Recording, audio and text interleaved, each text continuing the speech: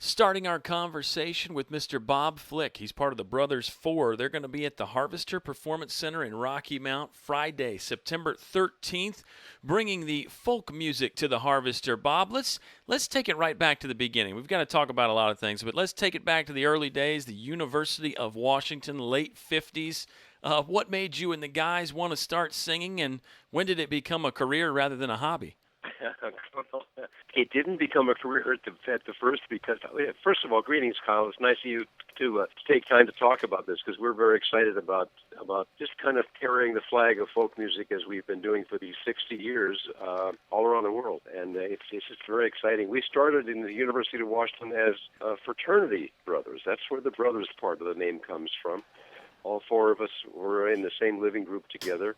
And, at the time, we would go out and serenade the girls in the sororities next door and all the places around the University of Washington, and a common music for all of the four of us, and in fact for all the kids of those times, was the beginnings of folk music. The Weavers had been so important a part of the American pop scene there for a while with Goodnight Irene and So Long, Been Good to Know You, all those things that became pop hits. And then there in '59, which was the beginning for us, therefore the 60-year anniversary, we started doing pop songs. We looked back at the Weavers collection, and we listened to Norman Luboff Choir. They did a whole calypso treatment of things. Those were wonderful songs to learn.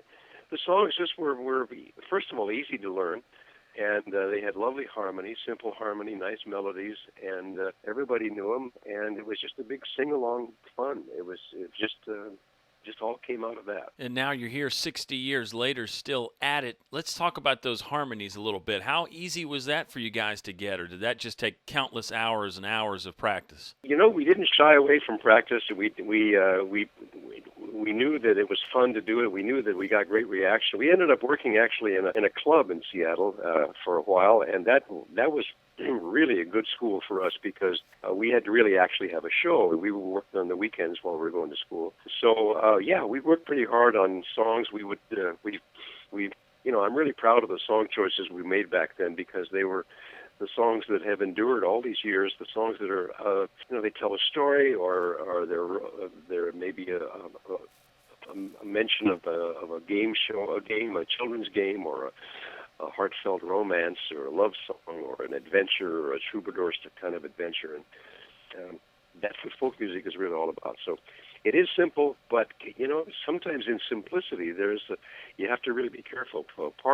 A great part of what we do, the Brothers Four, has always been a unison approach, or maybe 2 or 3 part harmony. We seldom do, 4 voices can easily fall into that kind of barbershop structure and all.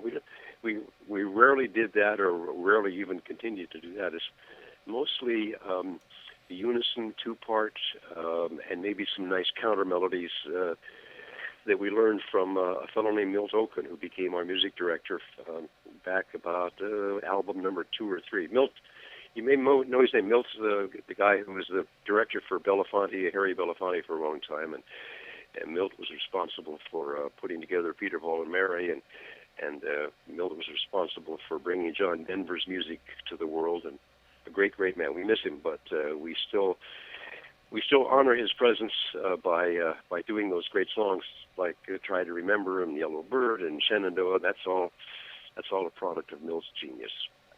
Pretty cool stuff. We're chatting with Bob Flick. He's going to bring the Brothers Four to the Harvester Performance Center in Rocky Mount Friday, September 13th. Tickets are available at harvester-music.com. We'll get to the tour here in just a second, Bob, but let's stay on the singing for a moment if we could.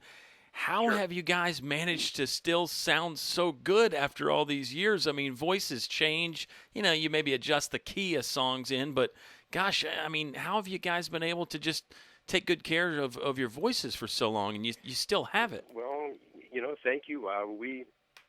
First of all, let me just review the structure of the group right for now, Kyle. Sure. And that is that I'm still the original member of the group, the bass player, and I've been there since note number 1 and all, and it's been my pleasure, and that's all I do. That's what I do. And so right now, we have some people. Mark has been with us. Mark Pearson's been with us since the late '60s, and Mike McCoy has been there. Let me think now. Boy, I bet it's been 15 years since he joined us. So just 15 years, and he's the new guy, right? well, and the interesting is that both Mark and Mike are still members of the same fraternity where we all first met.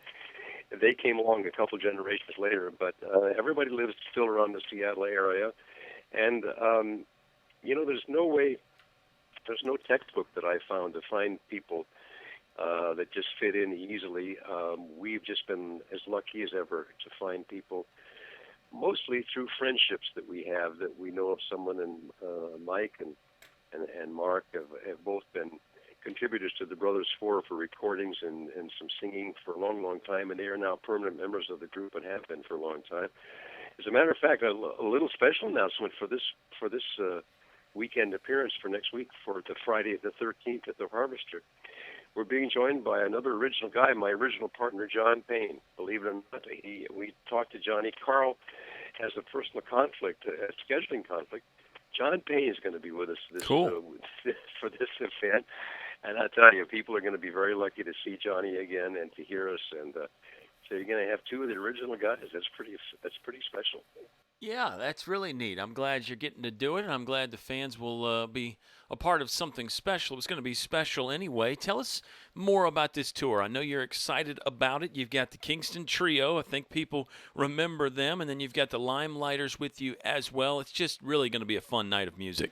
Yeah, it's going to be a fun night, and folk music is really it's in everybody's DNA. I mean, everybody still knows these folk songs, Kyle, and the Limeliters bring lots of energy and a really robust treatment of songs, and they're funny guys and very entertaining. Of course, the music of the Kingston Trio is classic. Those songs were right there at the beginning with all of us for what's been called now the folk revival, back in the '60s, and that's when people began to learn how to sing and play, and it was all acoustic, and we all sing and play together. There's no backup band or anything like that. So, yes, people are going to see, they're going to leave that night having seen and heard lots of memories of folk songs, and by the time the night is over, everybody is singing along with all these songs, and it's for all ages, and it's just a nice time to kind of lean back and have great memories,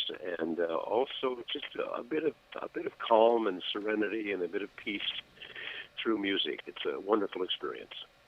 And I'm sure now there's great satisfaction and joy in seeing these people at the shows that grew up with your music, but then they bring their kids or maybe their grandkids, and you've got something, like you said, all ages, all generations, and it does seem to tap into amazing. Something, right? The music really connects. Just a little sidebar. I mean, we just returned from another tour of Japan and Hong Kong, and we've been going there. The Brothers Four were the first to take this music, America's music, to that part of the world, and so this was, I think, tour number 51 to Japan, believe it or not. And again, it's an amazing phenomenon. The audiences are very loyal. They've grown up with us there. They've learned what folk music is all about. They sing along with us, and yes, and they bring their kids and their grandkids, and we never fail to meet new people and to see old friends, and it's just a global experience that this music represents. Kind of the best part of what America is, the teamwork and individual robust kind of civilization, and romantic songs, and stories of cowboys and helping and entrepreneurship and all. It's just great. We're privileged to be able to take that music everywhere. Yeah, that is so cool. That's got to be quite an experience, and I know you guys are going to have a great time Friday night at the Harvester, September 13th. Do you get up there with the Kingston Trio and the Limeliters at the end? Do we do a big finish with all three groups on stage at once, or you don't want to give away too many of your secrets? I sense that might happen, of course. Okay. That's what it's all about, Good, isn't it? yeah. I mean, come on, we're going to all, we're going to be ending up with probably a little bit of This Land Is Your Land, and, all those kind of great songs. So, Perfect. Yes, you can count on that. We'll all be encouraging everybody to stand up and sing out the end of the evening. It's going to be fun. Perfect. And where else is this tour taking you guys? Well, we're going to be we're going to be up in Arlington at the famous Birchmere up there, the music club, and we've all played there individually throughout the years, but this will be the first time that this kind of a review, the three groups, these three named groups, will be all on the stage there together. Subsequent tours will take us up into Pennsylvania, and we'll be in Connecticut and Massachusetts, places like that. This is a very interesting and new focus for all of us to gather together like this to celebrate the music of the 60s, the music of the folk revival and the music of the folk era. And it's a music that people are finding familiar again. And somebody told us at the end of one of these, they said, America needs to hear these songs again, and we're happy you're doing it. So if that is the reason, if that's the occasion, and if that's the result, then count us in. We're happy to do it. Yeah, it's a pretty high compliment there for sure. Bob, tell us if you got a few more minutes about some of your musical heroes growing up, or maybe even after you grew up. Who were some guys and gals that you've really enjoyed over the years? I mean, I know obviously you're going to have some folk groups in there, but you like all kinds of music. I'm sure you've got big ears. Absolutely. Well, just from the folk music side, we met our manager down in San Francisco at a place called the Hungry Eye. It was a famous folk music club there. And this was back in the summer of '59, and he said, "Well, listen, make a tape, send it to Columbia Records, and if they want to accept that, I'll be your manager." So we did, and Mitch Miller at Columbia Records said, "We need to sign these guys," and Mort Lewis became our manager, and Mort was the manager at the time of the Dave Brubeck Quartet. So that led us into lots of association and friendship with people in the jazz world, and yeah, we just were big fans of Dave Brubeck and of course Paul Desmond and all those, and back in the '60s we lived in New York for a while, so we were there to all the folk music clubs. Richie Havens, of course, would play between acts down at the Café Wa, and we were the Village Vanguard was up and running, and it was back in the time when just like in the Netflix series the Marvelous Mrs. Maisel, if you've seen that, I mean that's where we were at the same time. All those clubs were down in the Village, and it was an amazing creative time. So yeah. We remember all those people. We played up at the Newport Folk Festival and on stage with Joan Baez and Dylan and Pete Seeger and all those people. But yeah, I mean, specifically in your question about other kinds of music, yeah, I mean, Seattle had a great history of music throughout the years. I mean, Ray Charles used to visit Seattle early on and developed lots of his style and his following there. Quincy Jones was a famous guy up and around Seattle. Bing Crosby, of course, from the Northwest in Spokane and Seattle, and then later on, Pearl Jam, Nirvana, all of the kind of the young, fresh acts. So we were fortunate to be it turned out to be a very rather creative area in terms of music, and led us to up and down on the West Coast, which, back down in L.A. around San Francisco, although there was Janis Joplin, and of course there was the Creedence Clearwater. We used to record in the same studios with them in San Francisco, and just on and on. We never stopped listening, and still do listen, and just enjoy hearing all kinds of music. If it's good music, I like it, and there is good music in all the genres, for sure. Yeah, I agree with you there, and they're bringing a lot of great music to the Harvester in Rocky Mount, including the Brothers Four, the Kingston Trio, and the Limeliters. They're all going to be there together Friday, September 13th. Bob, what's next after this tour here? I know maybe a little bit of R&R, and then possibly something again. I guess your fans in Japan will be begging you to come back sooner or later, right? I think so. We as I said, we just returned from that trip, and we ended up in Hong Kong, which was we hadn't been there for 4 or 5 years, and it was an amazing adventure. As you know, currently there's a lot of focused on Hong Kong and what's going on there, and it was very thrilling to finish up our concert there in the Queen Elizabeth Sports Stadium. We ended up with the whole crowd standing up and singing. A lot of English in Hong Kong, and they all stood up with us as we all sang together, "This land is your land," and it was a pretty thrilling moment. We have a lot of friends there, and we just wish them well, and we just wish them a quick solution to the turmoil that they're going through. Yeah, we're probably going to go back there next year. Next year is the Olympics year in Japan, so it may be 2021 when we go back to Japan, but we will go back, and we are going to go on and continue our world tour for the Brothers Four, celebrating our 60th. I can't believe I'm saying that. Celebrating our 60th anniversary tour, and this is just we're just getting lots of interesting email and messages and thoughts from people who saying, "I remember this growing up, and my dad and mom used to play this, and this was my grandfather's favorite song." All those kind of wonderful memories, and we just we're just going onward and upward. There's no stop ahead of us. We love this. We love what we're doing, and it's the greatest job in the world because we can make people feel good, and there's nothing wrong with that.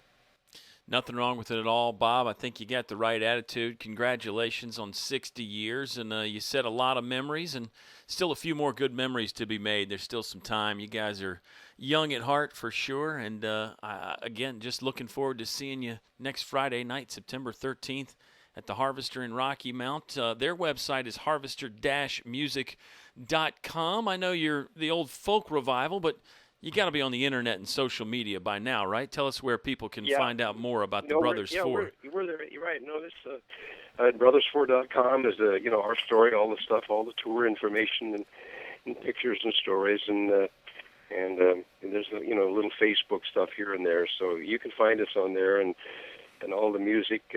We just released a brand new album of songs, by the way, called The Brothers Four Renewal, and it's the very best of the Brothers Four, and it's kind of enhanced with some modern production, just enough to bring it into today's production techniques for new ears, we're calling it. So it's a nice way to reintroduce the songs to people, called The Brothers Four Renewal, and that's available, in all the places, Amazon and CD Baby and Spotify and all of the Facebook and Kneebook and Flipbook and all of whatever they are.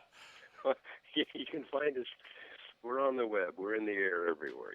Perfect. All that stuff. Perfect. The songs will last forever, and hopefully the Brothers Four will last forever as well. Yeah, we're trying. Well, Bob, thank you so much for your time. We really appreciate it. Looking forward to Friday night.